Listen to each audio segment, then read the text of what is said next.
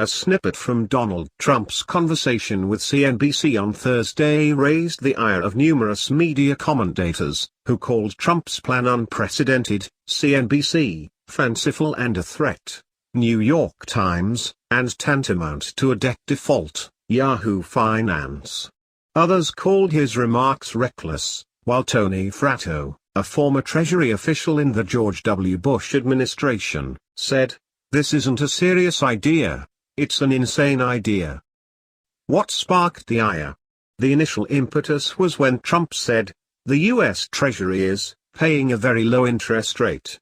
What happens if that interest goes up 2, 3, 4 points? We don't have a country. I mean, if you look at the numbers, they're staggering. Indeed they are. The U.S. debt clock shows the national debt closing in on $20 trillion. While the economy is slumping along, with a GDP at just over $18 trillion. Put another way, it would take 106% of the country's entire economic output in a year to retire the national debt. What Trump said next, however, set the media's chins to wagging. If the economy crashed, you could make a deal. Translation: if the economy can't pay off the national debt during good times, how will it manage it during a recession? That would be a perfect time, implies Trump, to offer those holding U.S. treasuries to accept less than their face value immediately rather than wait until they mature when the question is even more in doubt. It would naturally result in a lower national debt. The responses from establishment types were predictable, unheard of, silly. He's disconnected from reality, he doesn't know what he's talking about, etc. Luke Randall, chief economist at Wright's Nicar, a money market observer, said no investor would think of taking less than what's been promised. No one on the other side would, even, pick up the phone if the Secretary of the U.S. Treasury tried to make the call. Why should they? They have a contract requiring payment in full. Even making the offer would rattle the world money markets, said the Times' Benjamin Applebaum, who then noted what happened in 1979 when the government temporarily delayed making a mere $120 million interest payment. Interest rates on U.S. debt jumped more than 0.5%, costing taxpayers roughly $12 billion. When the threat of a government shutdown occurred in 2011, interest rates jumped again, this time costing taxpayers an estimated $19 billion.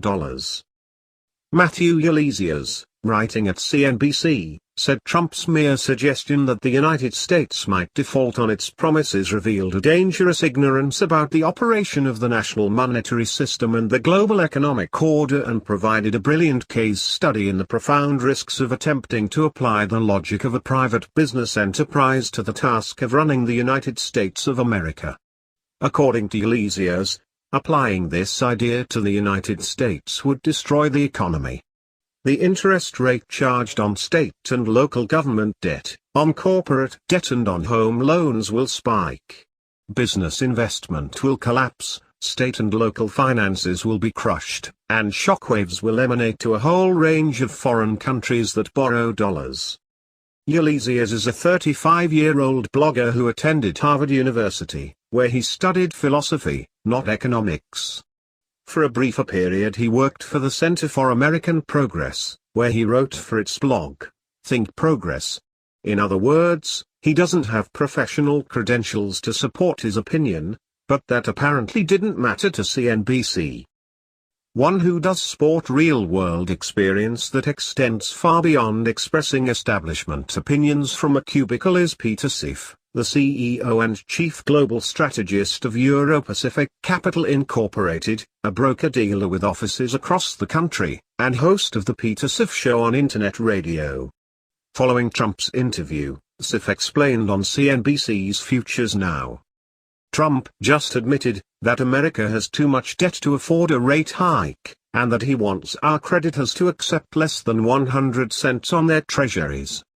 In other words, Trump knows a U.S. government default is inevitable.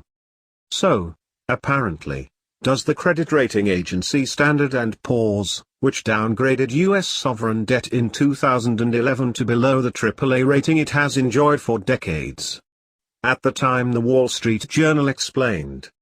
S&P removed, for the first time, the AAA rating the US has held for 70 years, saying that the budget deal recently brokered in Washington didn't do enough to address the gloomy outlook for America's finances. It downgraded long-term US debt to AA+, a score that ranks below more than a dozen governments, including Liechtenstein's, and on a par with Belgium and New Zealand. S&P also put the new grade on negative outlook, meaning the United States has little chance of regaining the top rating in the near future. In June 2014, S&P affirmed the downgrade but raised the near-term outlook from negative to stable, as a result of some temporary shrinkage in budget deficits. A year later, June 2015, S&P reported no change in its rating of U.S. sovereign debt because a high level of government debt persists, and that while the country's debt burden has temporarily stabilized, it will likely rise toward the end of the decade if the government doesn't do something.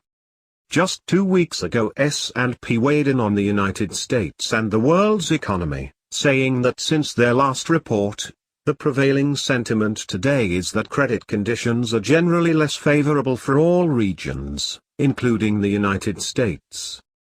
Boston University professor Lawrence Kotlikoff has complained before congressional committees and in numerous articles that even the $20 trillion national debt officially reported is far less than the actual amount promised. By his calculations, which compare the present value of future revenues to the present value of future promises, the real national debt exceeds $200 trillion. At present, debt service soaks up more than $200 billion annually, but is estimated to approach $1 trillion a year within 3 years. By definition, any failure to meet the legal obligations of the conditions of a loan is a default. That means that the federal government has been systematically defaulting on its promises for years. When it degrades the value of its Federal Reserve notes through inflation, that is a de facto default. When the Social Security Administration pushes back the retirement age before a beneficiary can receive promised benefits, that is a default. What happened on Thursday at CNBC is that Donald Trump directed the conversation to talk about the elephant in the room, and the media and Wall Street didn't want to be reminded of it. The implications are clear. The United States is on the same path as Brazil, Argentina, Puerto Rico, Greece, Chicago, and Detroit. Their taxpayers are already paying the price of broken promises made by insolvent governments run by Keynesian economists and socialists who think they can continue their profligate spending without repercussions. Kudos to Trump for being willing to talk